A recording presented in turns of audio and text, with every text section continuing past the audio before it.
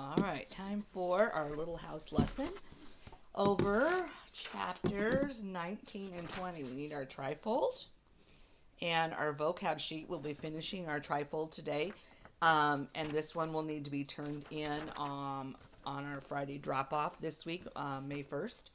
And we're going to be working with character traits today as we read these two chapters. One is about Christmas time, and we're going to talk about what winter weather was like in the southern plains of Kansas. A little different than Nebraska as far as winter weather. And we're going to do, I believe it is A Howl in the Night, which is a short, scary, fun chapter about a panther. And we're going to talk about that particular endangered animal. So we're looking for character traits, and what we are supposed to do is think about Laura. So she's our most important character, so we're going to use her. And we are going to think about how character traits are a way of describing someone based on the things they say or how they act. For example, a person who tells the truth, we would say, is honest. We've learned a lot about Laura, so we're going to list at the end 3 things that we would use to describe Laura. We do not use words like nice. We get much more in depth with that. Honest is a good one, but that kind of thing, we don't use those generalities. We look for specific things we see them do over and over again. And then over here we have to write an example of each character trait that we have seen in the book. We are going to do 2 together for an example, and then you have to do one on your own that you will read to me to let me know that you understand character traits. We've done this a lot in all of the books that we've read this year, so this one shouldn't be too difficult for you to do. And Laura's a pretty fun and easy character to do character traits with. So let me quick get this board ready. We are looking for the word uncinch, is how you say that. Uncinch. And it has to do with horses. I will tell you that much. It has to do with horses. In one of our 2 chapters. So let's go to 19 and 20. 19 I know is quite a long chapter. It's fun. And then, it's a scream in the night, not a howl in the night. Because that's the sound that panthers make. It sounds like a woman screaming, which would be very, very, very scary in the middle of the night, I would think. So we're on Mr. Edwards Meets Santa Claus, page 238. And we'll read those 2 chapters today. The days were short and cold. The wind whistled sharply, but there was no snow. Cold rains were falling. Day after day, the rain fell, pattering on the roof and pouring from the eaves. And in southern Kansas, while it is still very much a Great Plains state, they are far enough south that it doesn't snow like it does here. So they don't get feet and feet and feet and feet of snow. They get, and I think this is worse, like our November, where it is cold, it is windy, it is gray skies all the time, and it rains a lot. And then if it does drop down super cold, they get ice storms. So not a lot of snow, more like a rainy, cold time with ice storms, which is very scary and almost worse. So that's going to cause some problems, especially for 2 little girls who come from the big woods of Wisconsin, where there's lots and lots and lots of snow, and everything they know about Santa Claus has to do with snow.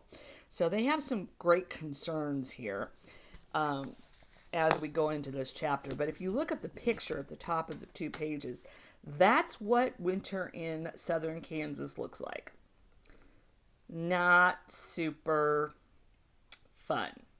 Every once in a while, you will get a day that is sunny, and that is an exciting day, but most of the days look pretty gray and dismal.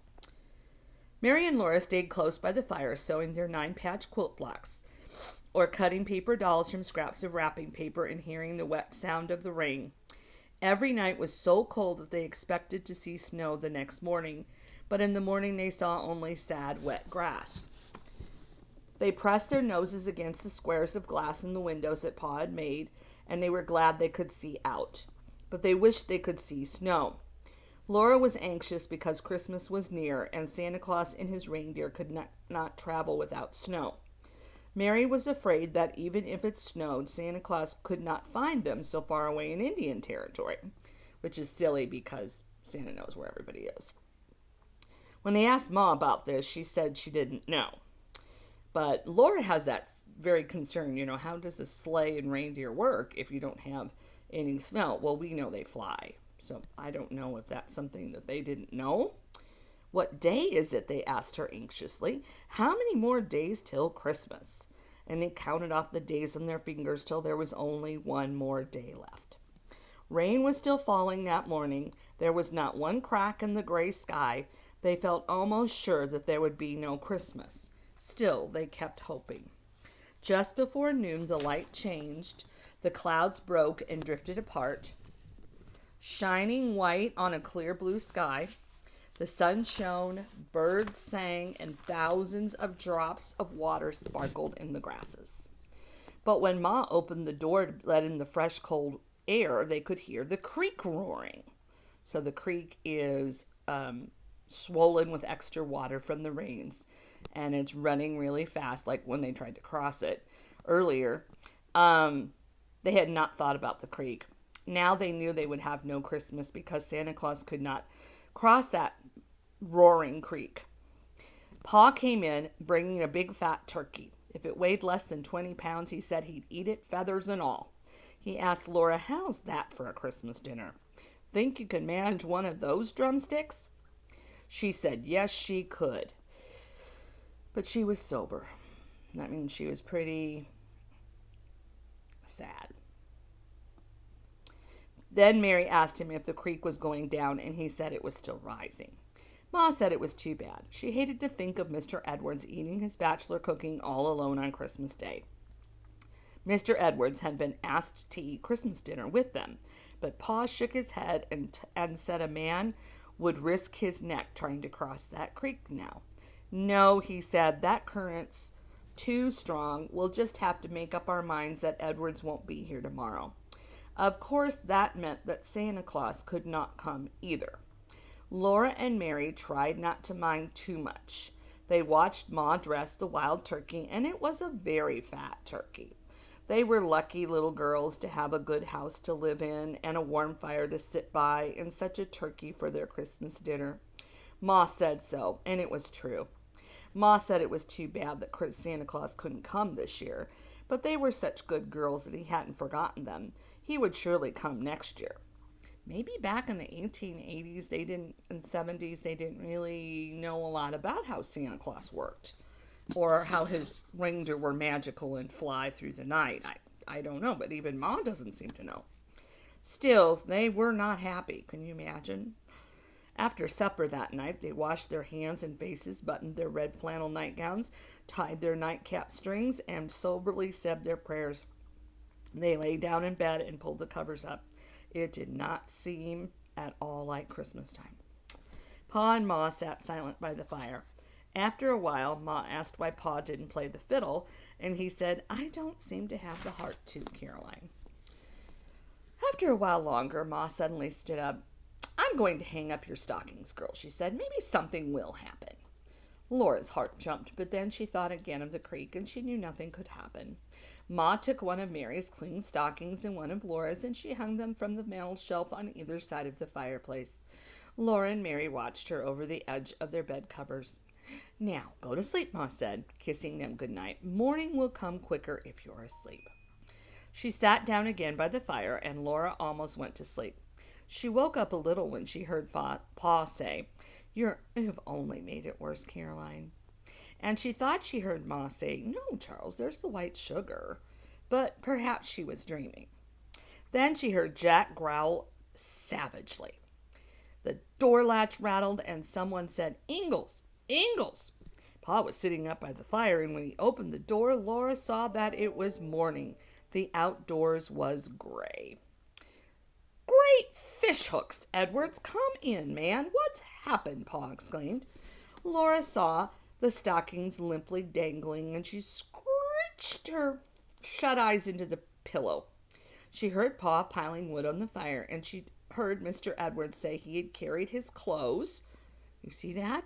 Carried his clothes. So I'm assuming that he took them all off first. That's really weird, isn't it? And I would think that that would be very, very, very, very, very cold water. It's winter. On his head when he swam the creek. His teeth rattled and his voice shivered. He would be all right, he said, as soon as he got warm. It was too big a risk, Edward's Pa said. We're glad you're here, but that was too big a risk for a Christmas dinner. Well, your little ones had to have a Christmas, Mr. Edwards replied. No creek could stop me after I fetched them their gifts from Independence. So he brought Christmas with him. Laura sat straight up in bed. Did you see Santa Claus? She shouted. I sure did, Mr. Edwards said. Where? When? What did he look like? What did he say? Did he really give you something for us? Mary and Laura cried. Wait a minute, Mr. Edwards laughed, and Ma said she would put the presents in the stockings as Santa Claus intended. She said that they mustn't look. Mr. Edwards came and sat on the floor by their bed, and he answered every question they asked him. They honestly tried not to look at Ma, and they didn't quite see what she was doing. When he saw the creek rising, Mr. Edwards said he had known that Santa Claus could not get across it. But you crossed it, Laura said. Yes, Mr. Edwards replied, but Santa Claus is too old and fat. He couldn't make it, where a long, lean razorback like me could do it so. And Mr. Edwards reasoned that if Santa Claus couldn't cross the creek, likely he would come no farther south than Independence. Why would he come 40 miles across the prairie only to be turned back? Of course he wouldn't do that. So Mr. Edwards had walked to Independence. In the rain? Mary asked. Mr. Edwards said he wore his rubber coat. And there, coming down the street in Independence, he had met Santa Claus. In the daytime? Laura asked. She hadn't thought that anyone could see Santa Claus in the daytime. No, Mr. Edwards said it was night, but light shone out across the street from the saloons. Well, the first thing Santa Claus said was, Hello, Edwards. Did he know you? Mary asked, and Laura asked, How did you know he was really Santa Claus? Mr. Edwards said that Santa Claus knew everybody, and he had recognized Santa at once by his whiskers. Santa Claus had the longest, thickest, whitest set of whiskers west of the Mississippi. So Santa Claus said, Hello, Edwards. Last time I saw you, you were sleeping on a corn shuck bed in Tennessee. And Mr. Edwards well remembered the little pair of red yarn mittens that Santa Claus had left for him that time. Then Santa Claus said, I understand you're living now down along the Verdigris River. Have you ever met up down yonder with two little young girls named Mary and Laura? I surely am acquainted with them, Mr. Edwards replied. And there is Santa on a horse. Oh, it rests heavy on my mind, said Santa Claus. They are both of them sweet, pretty, good little young things, and I know they are expecting me. I surely do hate to disappoint two good little girls like them. Yet with the water up the way it is, I can't ever make it across that creek. I can figure no way whatsoever to get to their cabin this year, Edwards, Santa Claus said. Would you do me the favor to fetch them their gifts this one time? I'll do that, and with pleasure, Mr. Edwards told them. Then Santa Claus and Mr. Edwards stepped across the street to the hitching posts where the pack mule was tied. Didn't he have his reindeer? Laura asked. You know he couldn't, Mary said. There isn't any snow. Exactly, said Mr. Edwards. Santa Claus traveled with a pack mule in the Southwest. And Santa Claus uncinched the pack, think about what he was doing, and looked through it, and he took out the presents for Mary and Laura. Okay, what are they? Laura cried, but Mary asked, Then what did he do? Then he shook hands with Mr. Edwards and he swung up on his fine bay horse.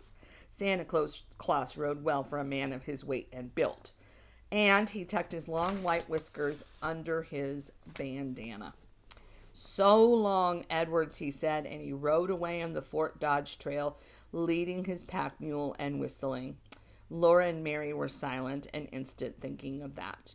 Then Ma said, "You may look now, girls." Something was shining bright in the top of Laura's stocking.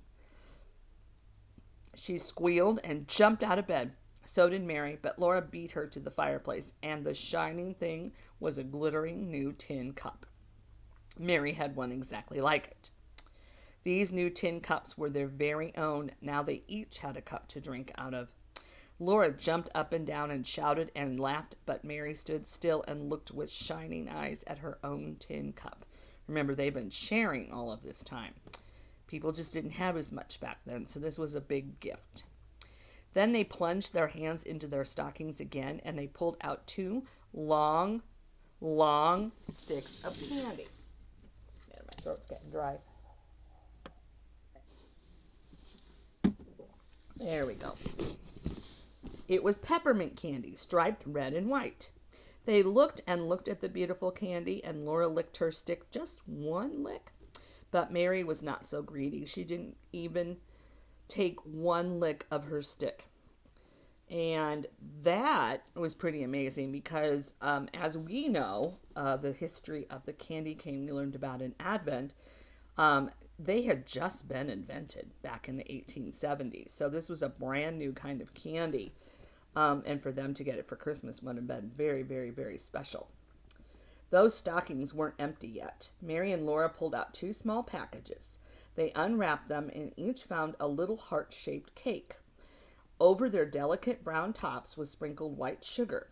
The sparkling grains lay like tiny drifts of snow.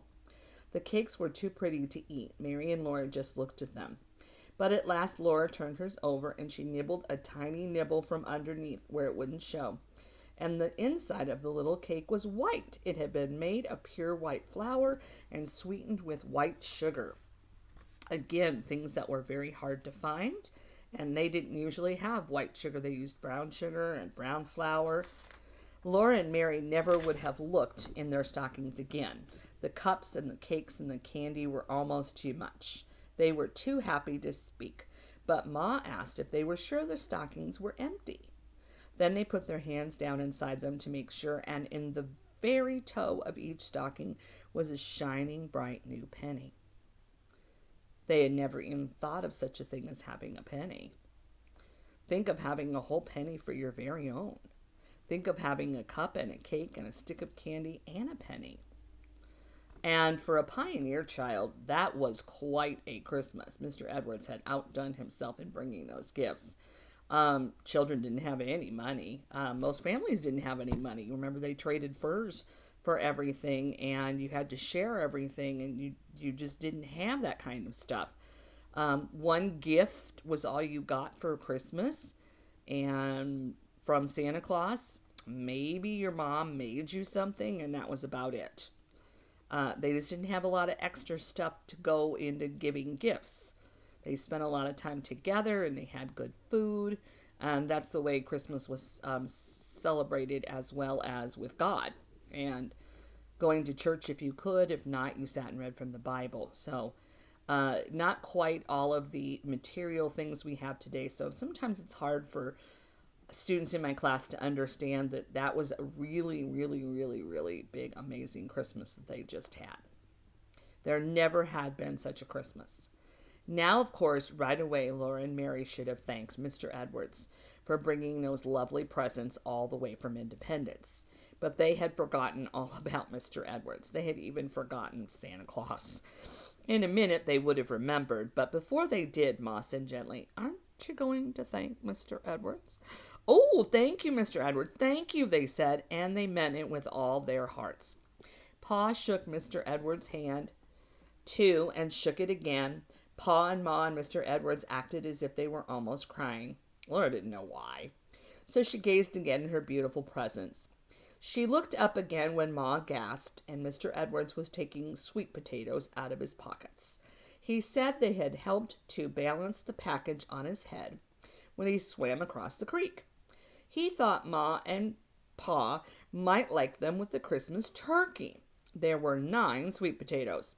Mr. Edwards had brought them all the way from town, too. It was just too much, Pa said.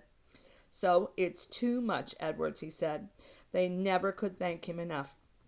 Mary and Laura were too excited to eat breakfast. They drank the milk from their shiny new cups, but they could not swallow the rabbit stew and the cornmeal mush. Oh, don't make them, Charles, Ma said. It will soon be dinner time. For Christmas dinner, there was the tender, juicy roasted turkey. There were the sweet potatoes, baked in the ashes and carefully wiped so that you could eat the good skins, too. There was a loaf of salt-rising bread made from the last of the white flour. And after all that, there were stewed dried blackberries and the little cakes. But these little cakes were made with brown sugar, and they did not have white sugar sprinkled over their tops. Then Pa and Ma and Mr. Edwards sat by the fire and talked about Christmas times back in Tennessee and up north in the big woods. But Mary and Laura looked at their beautiful cakes and played with their pennies and drank their water out of their new cups. And little by little they licked and sucked their sticks of candy, till each stick was sharp-pointed on one end, just like my 3rd graders do. That was a happy Christmas. All right, so we heard the word uncinched, and of course we've learned more about Laura. You know, one word I think we should use is curious. She is always asking questions. Our next chapter for today is called A Scream in the Night. The days were short and gray now. The nights were very dark and cold, because it's winter. January, Clouds hung low above the little house and spread low and far over the bleak prairie. Rain fell and sometimes snow was driven on the wind. Hard little bits of snow whirled in the air and scurried over the humped backs of miserable grasses. And next day, the snow was gone. Every day, Pa went hunting and trapping in the cozy firelit house. Mary and Laura helped Ma with the work. Then they sewed quilt patches. We're going to look at quilts next week.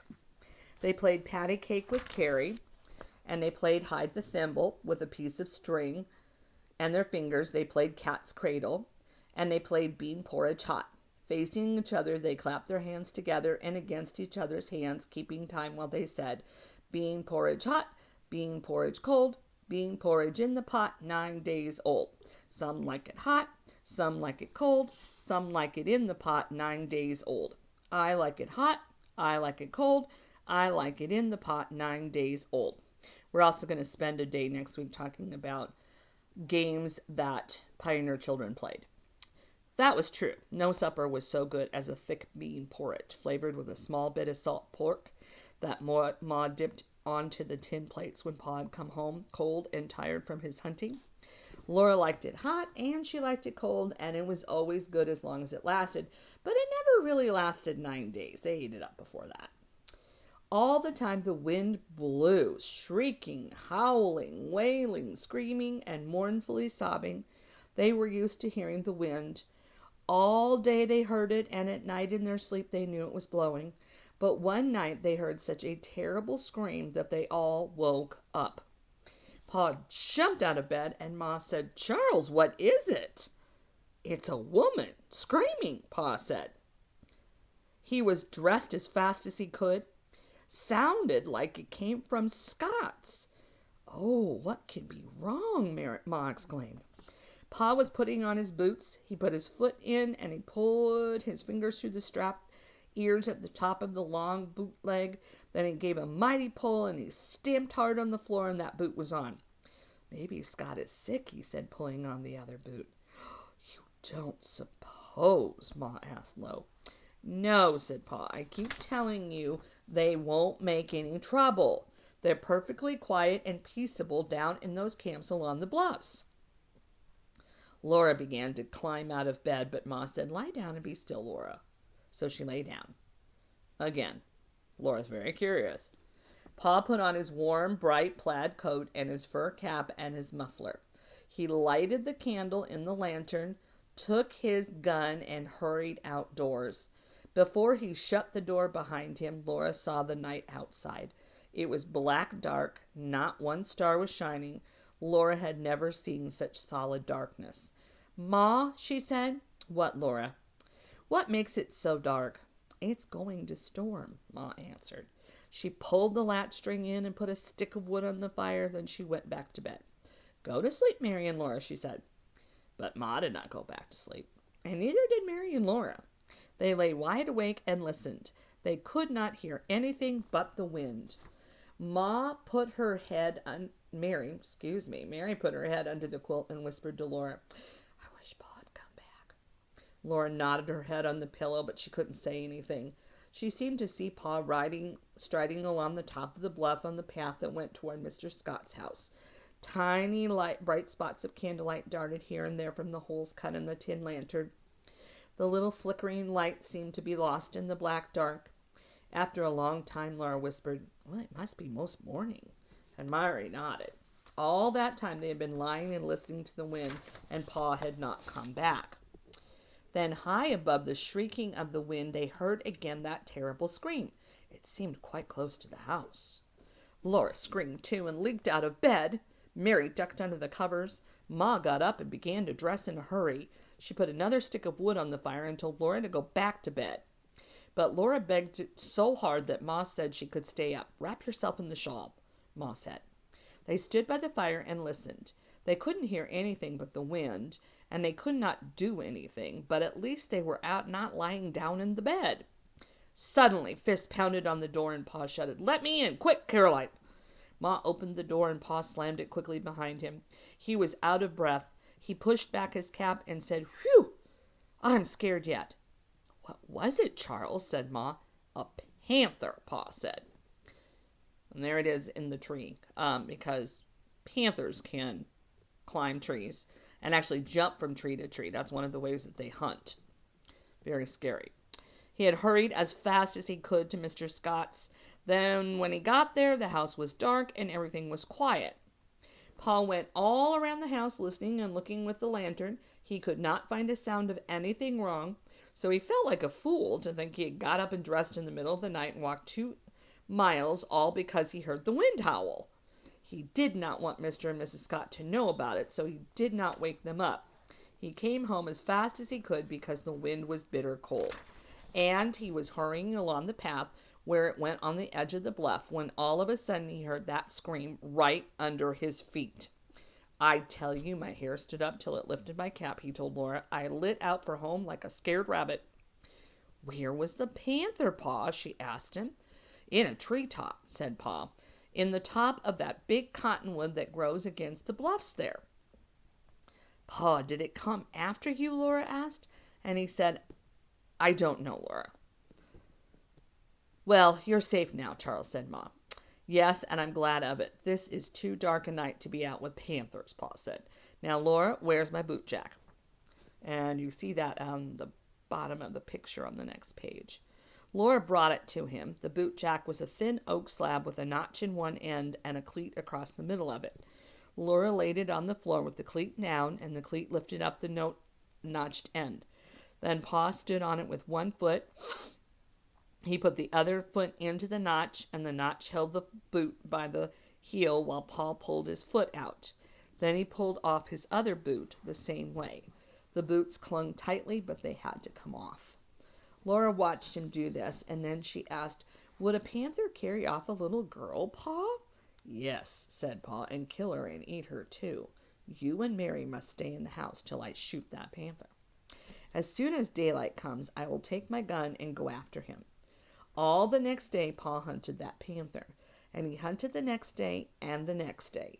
He found the panther's tracks, and he found the hide and bones of an antelope that the panther had eaten, but he did not find the panther anywhere.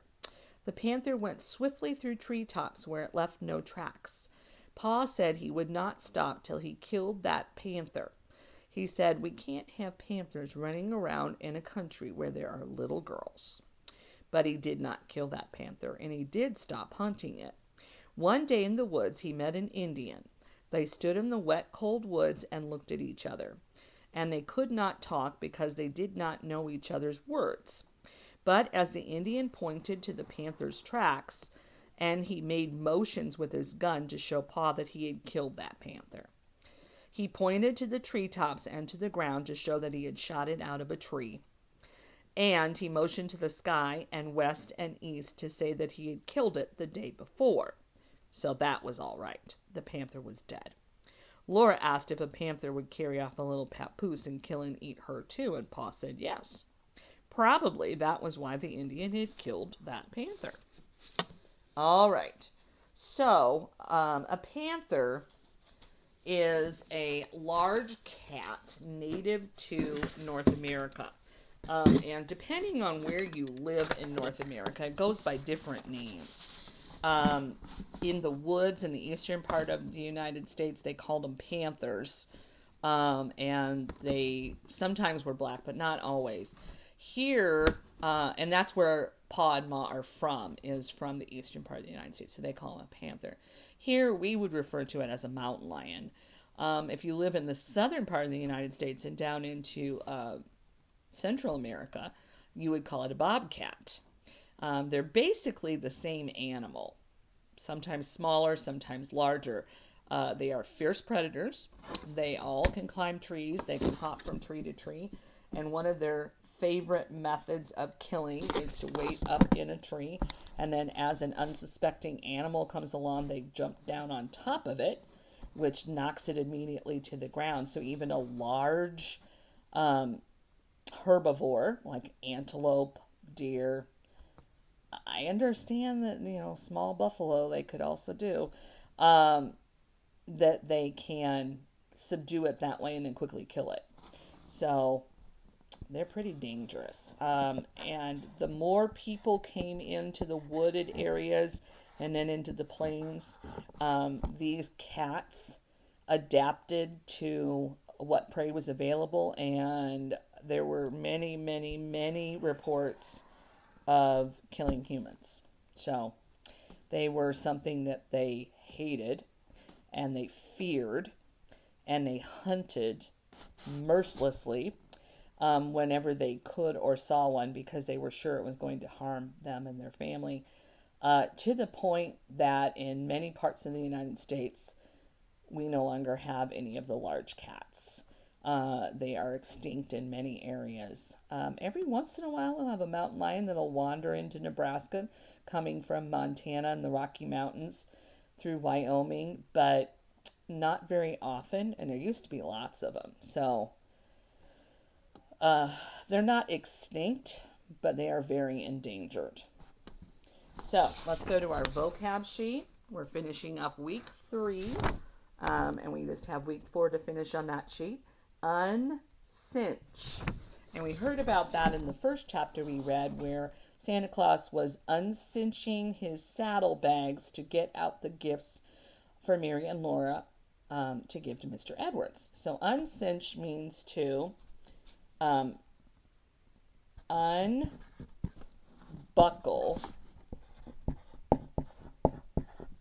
the strap holding bags on a horse. And actually, you would also use that word to describe the strap that holds the saddle on. You would uncinch the saddle strap when you took the saddle off and put it on a horse as well. But in this case, they're talking about saddle bags, which, if you've seen Western movies, go across behind or in front of the saddle, and they are also tied that way. In the picture, they were tied, but a lot of times they were like a belt that you actually unbuckled. So make sure you write that underneath your word or on the back. And undo this so we can write about our character traits. So I said that there were 3 of them that we needed to come up with for Laura. And that I was going to do 2 with you, and then you're going to do 1 on your own. So in the short area, this is where we're going to write the trait, and then this will be where we write the way it was described in the book for our hint as to why we know that. So I said in the course of the chapter that one thing we could say about Laura is that she's always curious. Curious.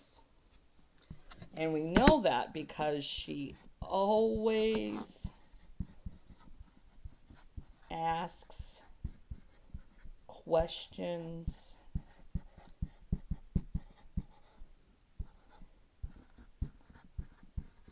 about everything. She wants to know about how the world works. She wants to know how things are made. She wants to know where things came from. She wants to know about the world around her, people, animals, flowers, everything. She's just very, very, very curious. So that is a good word to describe her. And there's many words we could use. I'm trying to think of one that you guys might not think of, so I want to leave the ones that are pretty easy to think of for everybody to do on their own. So let me see, what would be another one you might not come up with?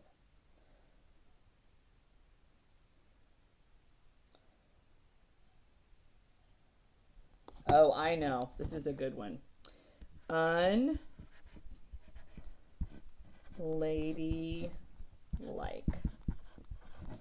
Unladylike. And that might be one you guys didn't think of. And we see that because she doesn't like to sit still or be quiet and wear her bonnet. All of those things that good little girls back in the 1800s were expected to do. Not run around and shout and play. But to sit still and be quiet when they're supposed to, not to interrupt their parents, wear her bonnet outside. She hated it because she couldn't see out of it very well. So those things would have been considered unladylike at the time, so that would be a character trait of hers. Now, to be honest, today that wouldn't have been much different than the way we act, but back then, Laura probably would have gotten in a lot of trouble for it. So, you need to think of one more word or phrase that describes Laura's character, the things she says and does. Remember, you cannot use the word nice. You have to use a little more in-depth answer than that, and then tell how you know about that from the book. And then you'll read that to me as your response for this chapter. All right. Tomorrow we're going to do a closed read, and we'll be finishing up our book next week.